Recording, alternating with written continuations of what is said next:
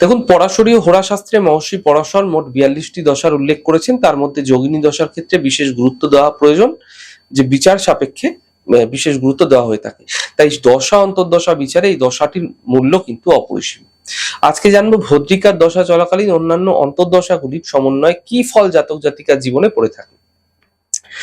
দেখুন, ভদ্রিকার দশায়, ভদ্রিকা অন্তর্দশায় ফল কিন্তু মিলে থাকে, যা হচ্ছে ব্যক্তির জীবনে যশ মেলে, যানবাহন লাভ হতে পারে।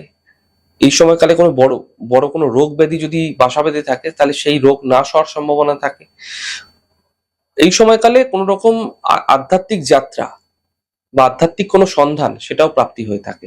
ভদ্রিকার দশা, উল্কার অন্তর্দশা, এই সময় বিবাহ যোগ, রোগ বৃদ্ধি পেয়ে থাকে। একই সাথে স্থান নাশ, অর্থাৎ যেখানে সে বসবাস করতো সেই বসবাসের স্থান কিন্তু নাশ হতে পারে, ধনহানি হতে পারে ভুলভাল জায়গায়, উদ্বেগ বৃদ্ধি পায় জীবনে। ভদ্রিকার দশা, সিদ্ধার অন্তর্দশা চলাকালীন দেবতায় ভক্তি আসে, আধ্যাত্মিকতায় মন আসে, স্ত্রী সন্তানের ব্যাপারে সুখ বৃদ্ধি পায়, গৃহে উৎসব বৃদ্ধি পায়। ভদ্রিকার দশা সংকটার অন্তর্দশা যখন চলে না, তখন নানা সংকট উপস্থিত হয় এবং রোগ শোক বিপত্তি, বিদেশে রোগাক্রান্ত হওয়া, এমনটি কিন্তু হতে দেখা যায়। ভদ্রিকার দশা মঙ্গলার অন্তর্দশা যখন চলে, তখন মান সম্মান লাভ, জায়গা জমি ও ব্যবসা বাণিজ্যের মাধ্যমে অর্থ লাভ, বংশবৃদ্ধি, এগুলি কিন্তু দেখা যায়। কোনো বিশেষ সুফলও কিন্তু এই সময় লাভ হয়ে থাকে বিভিন্নভাবে।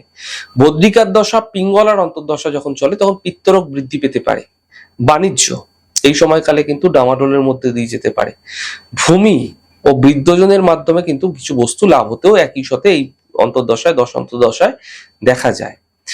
যখন ভদ্রিকার দশা চলে, ধন্যার যখন অন্তর্দশা চলে, তখন গৃহে কোনো মঙ্গল উৎসব হতে দেখা যায়, স্ত্রী সন্তানের মধ্যে দিয়ে সুখ মিলতে দেখা যায় এই সময়কালে।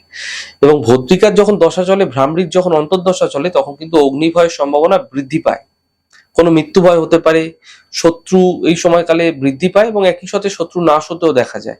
নিজের পরিজনের সুখ এবং সৌভাগ্য এই সময়কালে বৃদ্ধি পেতে দেখা যায়, যার আপনি শুভাকাঙ্ক্ষী আছেন আর কি, এরকম কোন লোককে মানে আপনার মাধ্যম দিয়ে হতে পারে বা অন্য কোনো ভাবে হতে পারে, পরিজনের কিন্তু সুখ সৌভাগ্য বৃদ্ধি হয়ে থাকে।